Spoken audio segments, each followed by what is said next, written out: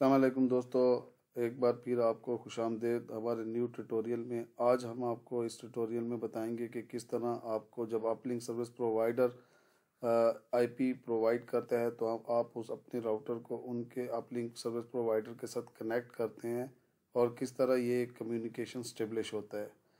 तो यहाँ पे हमने ये सारे स्टेप मेंशन कर दिए हैं कि हमें जो आईपी एड्रेस दिया गया है अपलिंक प्रोवाइडर की तरफ से वो है 192.168.100.10।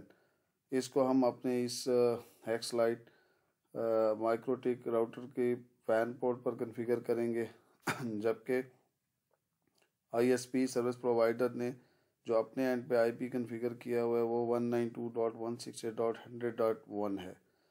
जब हम ये कॉन्फ़िगरेशन कंप्लीट कर लेंगे तो इस पर हम एक कमांड चलाएंगे जिससे हम ये चेक कर सकते हैं कि हमारे राउटर से आईएसपी के राउटर तक जो कनेक्टिविटी है वो ओके है। अगर तो वो पिंगेबल है तो हमारी ये कनेक्शन जो है वो बिल्कुल जो है प्रॉपरली इस्टेब्लिश हो गया है। फिर इस कनेक्टिविटी करने के बाद हम माइक्रोटिक के उस ऑप्शन में जाएंगे जहाँ पर हम गूगल का डीएनएस सर्वर जो है डीएनएस सर्वर का आईपी एड्रेस कॉन्फ़िगर करेंगे। आप सबको पता ही होगा कि जो गूगल का डीएनएस आईपी एड्रेस है वो 8.8.8.8 है। फिर इस स्टेप में हम अपने माइक्रोटिक राउटर के अंदर डीएनएस कॉन्फ़िगर करेंगे और जब ये कॉन्फ़िगरेशन कंप्लीट हो जाएगी तो हम जो है वो इंटरनेट कनेक्टिविटी चेक करेंगे। First connectivity point two point connectivity थी और सेकंड कनेक्टिविटी में हम ये चेक करेंगे कि क्या हमारा जो है राउटर जो है वैन पोर्ट जो है वो क्या इंटरनेट को एक्सेस कर पा रही है कि नहीं। अगर तो ये कनेक्टिविटी इंटरनेट को एक्सेस कर पा रही है तो फिर हम इसी कनेक्टिविटी को अपने लैन पोर्ट्स के थ्रू यूज़र तक जो है वो ट्रांसपोर्ट कर सकेंगे। लेकिन इस चीज़ के लिए भी हमें गेटवे देना होता है और एक स्टैटिक राउट ऐड करना होता है। उसके बगैर हम इंटरनेट कनेक्टिविटी को पिंग नहीं कर सकते। आइए हम इस तमाम स्टेप्स को प्रैक्टिकली माइक्रोटिक में परफॉर्म करते हैं।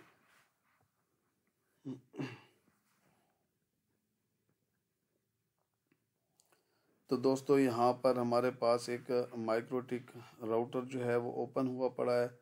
हमने जो कनेक्टिविटी एक्सटेंड हुई पड़ी है हमारे राउटर तक वो हमने अपने राउटर की वैन पोर्ट के साथ कनेक्ट कर दी है। ये हमारे पास एक वैन पोर्ट है और जिस तरह मैंने पहले बताया था, और सेकंड पोर्ट ईथरनेट 2 को हम इसको लैन का नाम दे देते हैं। ठीक है, तो सबसे पहले हमने देखना है कि आप न्यू इस टर्मिनल में जाकर कमांड विंडो में जाकर चेक कर सकते हैं कि आइदर इसको पहले कोई इस पोर्ट पे आईपी कॉन्फ़िगर है कि नहीं। अगर तो ये आपके पास बिल्कुल नया राउटर है तो डेफिनेटली इस पर कोई आईपी कॉन्फ़िगर नहीं होगा। बट आप जो है अच्छी बात है कि आप इसको दोबारा यहाँ पे चेक कर लें।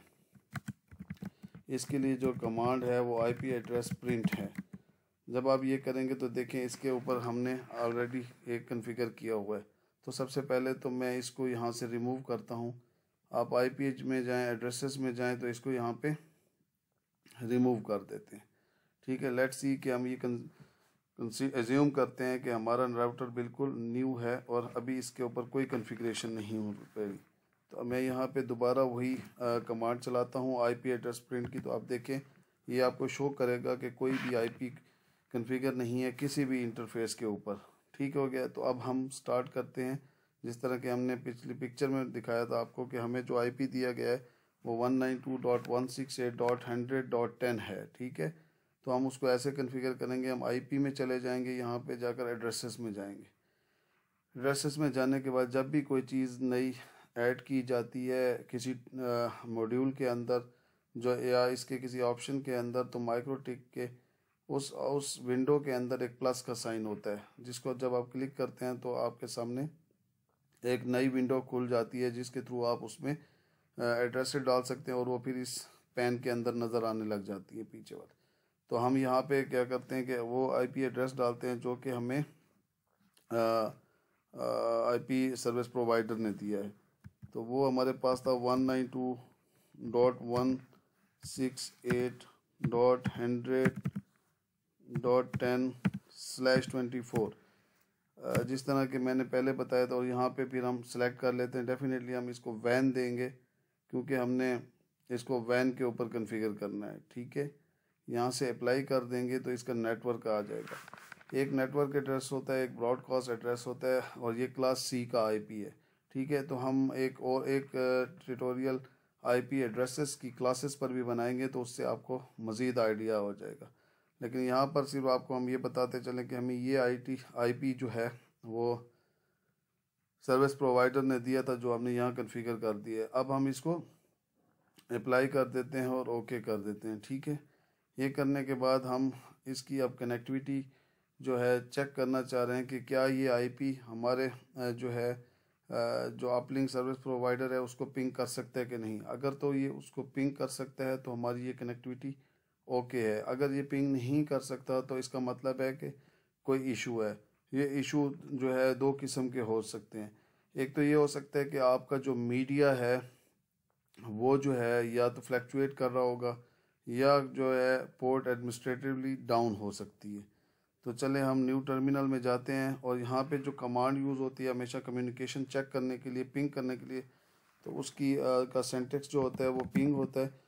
और ये सिंटेक्स तकरीबन तमाम ही राउटर्स के अंदर यही कमांड का होता है। ठीक है, तो जिस तरह जो हमारे पास जिसको हम कम्युनिकेशन चेक कर रहे होते हैं तो उसका उसी के साथ जिसके साथ कनेक्टेड होता है उसका आईपी यहाँ पे डाला जाता है। तो वो हमारे पास था 192.168.100.1। तो आप देखें इसने आपको पिंग दे दिया है। ठीक है, ये पिंग चलता रहेगा। जब इसको रोकने आ तो आपने कंट्रोल सी करना है तो ये रुक जाएगा।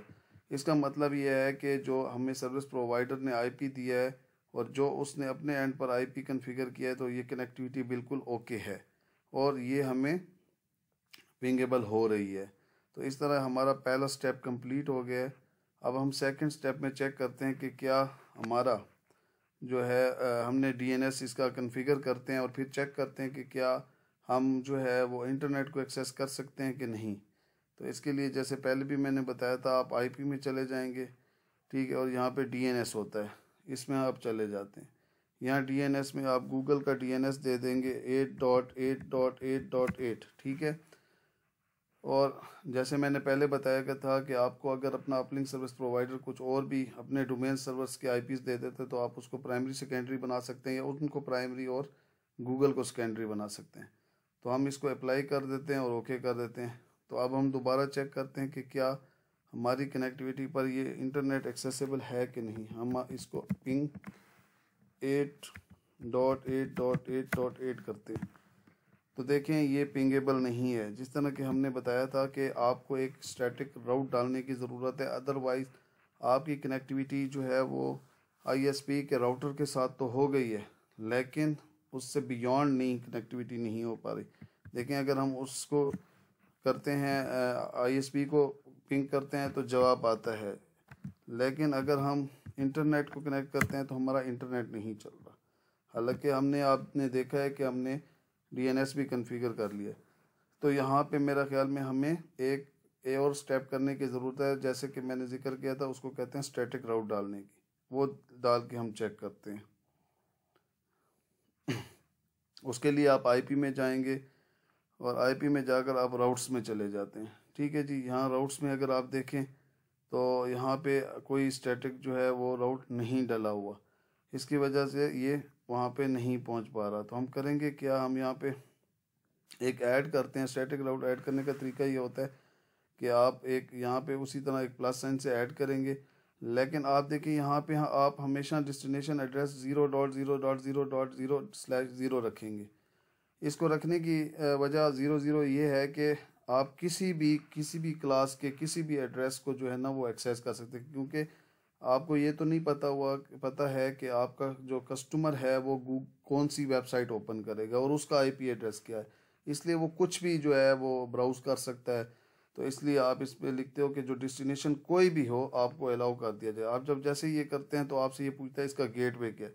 तो गेटवे हमेशा आपका वो होता है जिससे आपका नेटवर्क कनेक्टेड होता है। ठीक है, तो गेटवे यहाँ पे हमारा 192.168.100.1 होगा, क्योंकि यही हमारा जो है पीयर है जो हमारे राउटर के साथ आईएसपी का राउटर कनेक्टेड है। ठीक है, तो बाकी ऑप्शन को आप वैसे ही छोड़ दें, इससे कोई फ़र्क नहीं पड़ता, लेकिन आप इसको अप्लाई कर सकते हैं। ठीक है, मैं इसको अप्लाई कर देता हूँ तो आप देखें मैंने इस पर एक स्टैटिक राउट डाल दी है और इसकी प्रायोरिटी 1 आ गई है डिस्टेंस वाइज। ठीक है, हम आपको डिफरेंट प्रोटोकॉल के जब ट्यूटोरियल बताएंगे तो उसमें हम आपको डिस्टेंस 1 2 3 4 का मतलब भी समझाएंगे।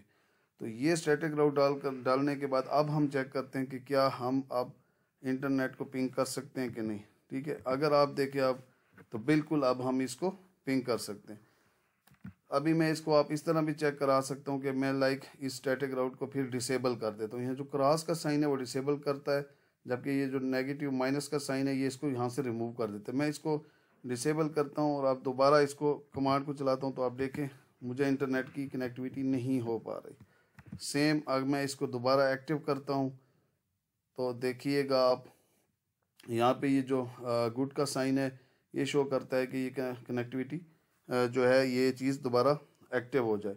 तो अब आप देखिएगा ये अब काम करने लग गया है। ठीक है, तो दोस्तों इस तरह आज आपने हमारे ट्यूटोरियल में सीखा कि किस तरह पॉइंट टू पॉइंट कनेक्टिविटी होती है और किस तरह आप जो है अपने पीयर को पिंग करने के बाद इंटरनेट को पिंग कर सकते हैं। ठीक है, तो नेक्स्ट ट्यूटोरियल के लिए इजाज़त। इंशाल्लाह कल हम एक और नए ट्यूटोरियल के साथ आपके पास आएंगे और आपको इसी तरह जो है काफ़ी फ़ायदेमंद जो है वो मटेरियल प्रोवाइड करेंगे और वीडियोस प्रोवाइड करेंगे ताकि आप अपने एंड पर अपना आईएसपी खुद डेवलप कर सकें। तो दोस्तों कल तक के लिए इजाज़त। अल्लाह हाफ़िज़।